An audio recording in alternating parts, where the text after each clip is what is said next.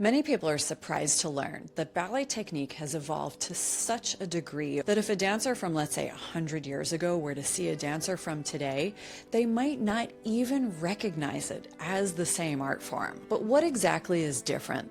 Let's take a look using one particular solo, the Dying Swan. A few fun facts about this piece: it has nothing to do with the ballet Swan Lake.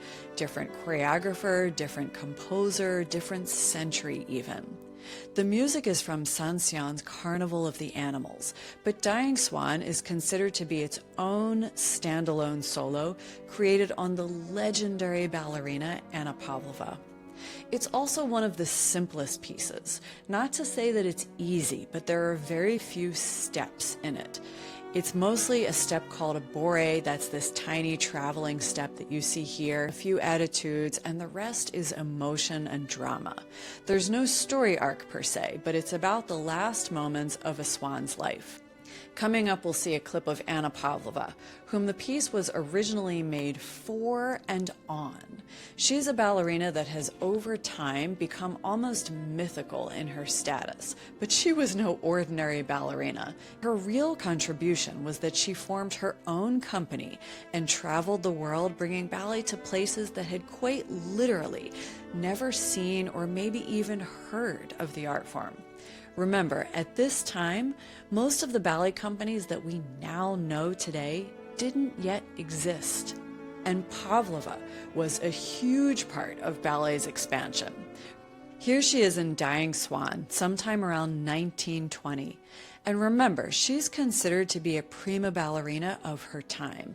And you can see she's very emotional, very involved in the character.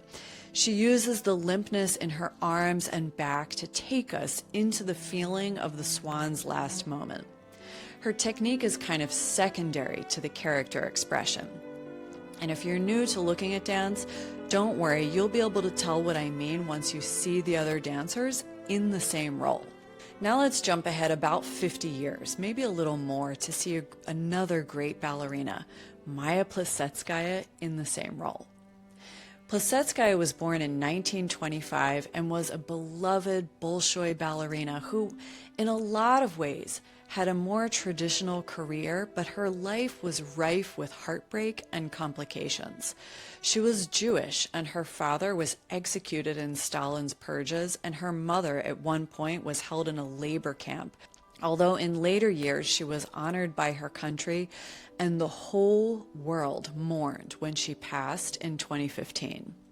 She was known in particular for this role, and she even performed it into her 60s. This video was taken in 1975 when she would have been about 50 years old or close to it. I'm not sure the exact date of the performance. You see how much more smooth and controlled the movements are? The legs are straighter, even with her rippling arms. The technique is not really taking a back seat in the way it would have in Pavlova's time. The legs are straighter, the back is straighter, right? Her strength comes pouring through the scream. Now let's take a look at them side by side. You see how big a difference it is?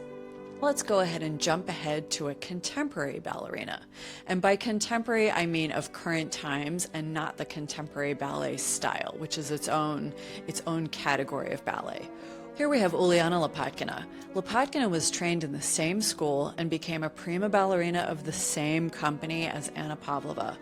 Born in 1973, so when Plisetskaya was dancing Dying Swan at 50, Lopatkina was about 2 years old. And she's considered to be one of the greatest ballerinas of all time, totally embodying the classical Russian style with her grandeur, phenomenal strength, expressive upper body, and purity of line. Here she is in a performance from around 2017, which is about 40 years after Plisetskaya's. And while not totally dissimilar to Plisetskaya, she is technically on another level entirely. You see the crispness of her movements, the extreme elongation, the height of the legs, the flexibility in the back. Her range of motion in the back and arms is almost superhuman. Now, she was a standout of her time, but that really just means that she was on the leading edge of what would soon come to be expected of the dancers 10 technically speaking. Now let's take a look at Pavlova, our first ballerina, next to Lopatkina. Remember, this is the same piece, danced about 100 years apart.